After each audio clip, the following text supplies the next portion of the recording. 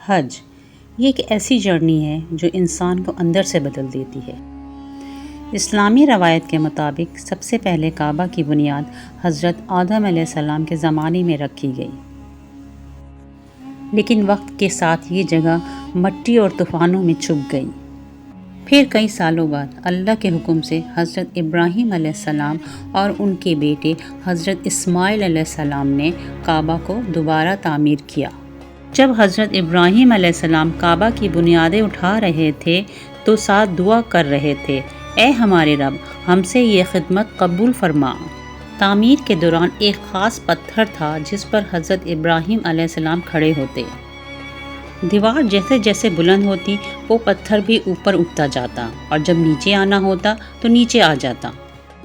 اسی پتھر پہ حضرت ابراہیم علیہ السلام کے قدموں کے نشان محفوظ رہ گئے، اور آج وہی مقام ابراہیم ہے جو خانہ کعبہ کے قریب موجود ہے۔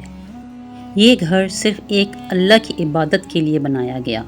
جب کعبہ مکمل ہوا تو اللہ نے حضرت ابراہیم علیہ السلام کو حکم دیا، لوگوں میں حج کا اعلان کرو۔ حضرت ابراہیم علیہ السلام نے عرض کیا، اے اللہ، یہاں تو کوئی نہیں، میری آواز کون سنے گا؟ اللہ نے فرمایا، آواز لگانا تمہارا کام ہے، پہنچانا میرا کام ہے۔ پھر حضرت ابراہیم علیہ السلام نے پکارا، لوگوں، اللہ کے گھر کا حج کرو، اور اللہ نے ان کی آواز کو قیامت تک کے لیے زندہ کر دیا۔ وقت گزرتا گیا اور لوگ دھیرے دھیرے اللہ کی عبادت سے دور ہوتے گئے۔ کعبہ میں بت رکھ دیے گئے اور اللہ کا گھر شرک کا مرکز بن گیا۔ پھر اللہ نے اپنے آخری نبی حضرت محمد صلی اللہ علیہ وآلہ وسلم کو بھیجا۔ آپ صلی اللہ علیہ وآلہ وسلم نے توحید کا پیغام دیا، اور 8 ہجری میں فتح مکہ ہوا، اور آپ صلی اللہ علیہ وآلہ وسلم نے اپنے دست مبارک سے کعبہ کو بتوں سے پاک کیا، اور 9 ہجری میں اللہ نے حج فرض کیا۔ قرآن میں اللہ فرماتے ہیں، اور اللہ کے لیے لوگوں پر اس گھر کا حج کرنا فرض ہے جو وہاں تک جانے کی استطاعت رکھتا ہو۔ یعنی حج ہر انسان پر فرض نہیں، صرف اس پر فرض ہے جو جسمانی اور مالی طور پر قابل ہو، اور یہی اسلام کی خوبصورتی ہے۔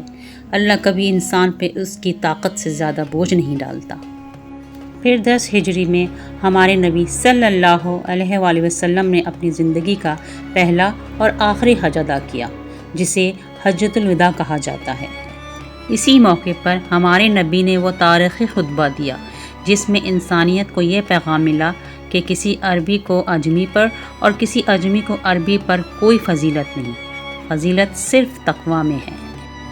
حج صرف سفر نہیں، یہ واپسی ہے، اپنے رب کی طرف واپسی، اپنی اصل کی طرف واپسی، اپنے دل کی پاکیزگی کی طرف واپسی۔ حضرت ابراہیم علیہ السلام کی ایک آواز تھی، اور آج بھی کروڑوں لوگ اس پکار کا جواب دیتے ہیں، لبیک اللہم لبیک۔ اللہ ہم سب کو بار بار اپنے گھر کی حاضری نصیب فرمائے، آمین۔